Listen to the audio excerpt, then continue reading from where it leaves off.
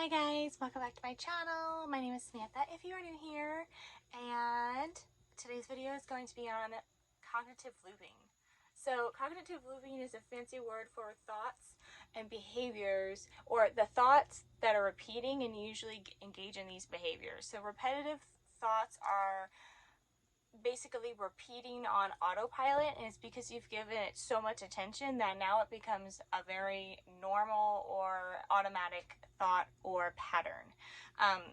Thoughts are just thoughts until you add emotions to it, and then it adds like a fuel. So I typically deal with a thought every day that has been ongoing for I don't know how long, but it's usually a thought that I used to believe, but now I don't really necessarily put as much energy on it. But when I get really stressed, I will have a thought that says nobody likes me, and that people don't love me. And it's an ongoing behavior or a pattern that I usually have put focus on it before, but later on in my journey I decided it wasn't helpful for me. But the thought is so ingrained that it becomes a natural response even if I don't consciously believe it. So the thing about thoughts and narratives and inner dialogue is that it can either be passed down from generational to generational, or it can be kind of a pattern or behavior that you have developed based along the line. So interesting note about thoughts and behaviors and internal dialogue is you can have more than one type of inner dialogue, and it's basically this inner chatter and this inner voice. And a lot of people think that you only need to have one, when many people have at least like 5-10 different types of inner dialogue, and a lot of people think that there's something wrong with them. When it becomes a problem is when you should really take note. If your inner dialogue is very, very loud, and usually that consists of very negative, repetitive, or behaviors, or that you engage in because of these patterns in your head, you will be more likely to think of it as a problem. So I used to think of my brain as something that I wasn't really aware of what my brain was, or what the purpose of it, and a lot of people don't really understand how the brain works. So the brain is like a machine. It can be easily molded, easily manipulated, easily programmed to whatever it is that you want. And the first time that you can be aware of this is being aware of your subconscious, right? Your subconscious is like the feminine of the mind, right? It just holds all this beautiful information and these beautiful patterns that served you at once, but it doesn't serve you right now.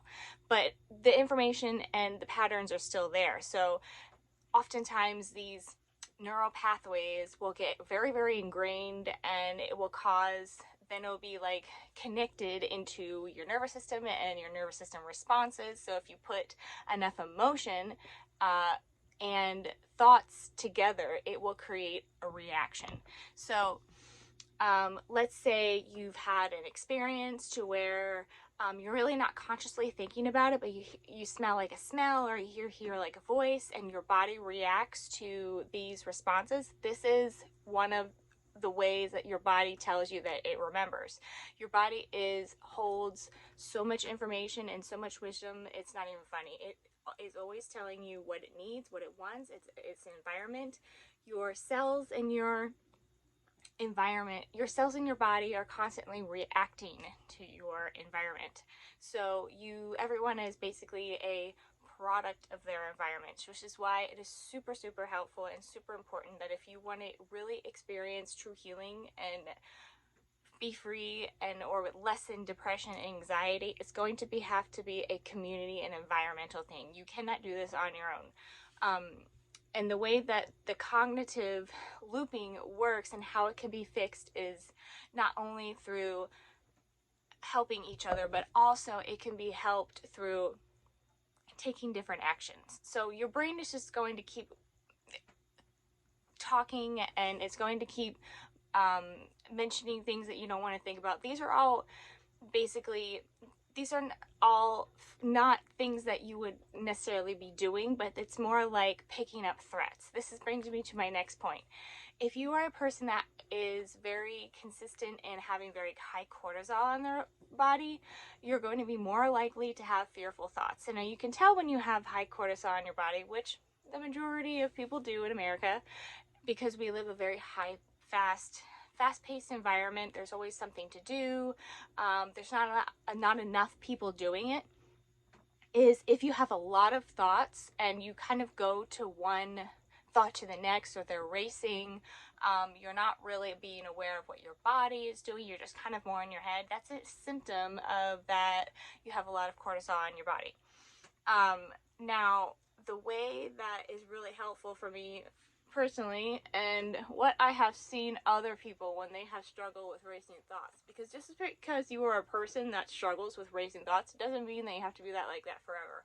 Overthinking is a learned response, and you kind of have to know what your brain and your body are doing.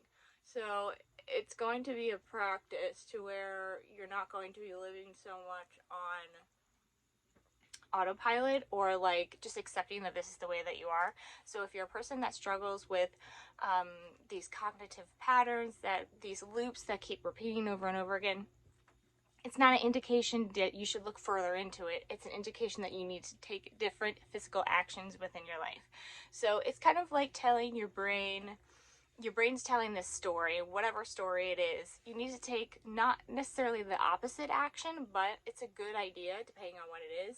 But it's basically, the action is the voice speaking back to this cognitive loop, right? Because if you just respond back in your mind to this cognitive repetitive thought, it's going to get bigger and you're just going to have this really big internal dialogue. So very helpful to the actions that you are taking will be a response to the inner dialogue. And the inner dialogue, whatever it is, will pick up that Samantha's not listening, or Victoria's not listening, or Rebecca's not listening. So I'm going to start to follow into, or the cognitive thoughts or loops are going to be less and less. So this is very helpful when it comes to people that have obsessive compulsive kind of tendencies, to where it's the same thought over and over again. Your brain and your body are very much connected, especially your heart. So your heart does more of the communicating than the brain does to the heart. So the heart speaks in a language. Let's say the heart gives a message to the brain, which is quite often.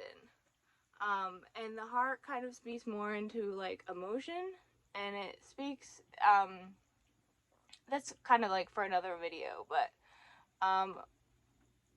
some people might think that thoughts and feelings are kind of the same thing. I like to think that feeling is more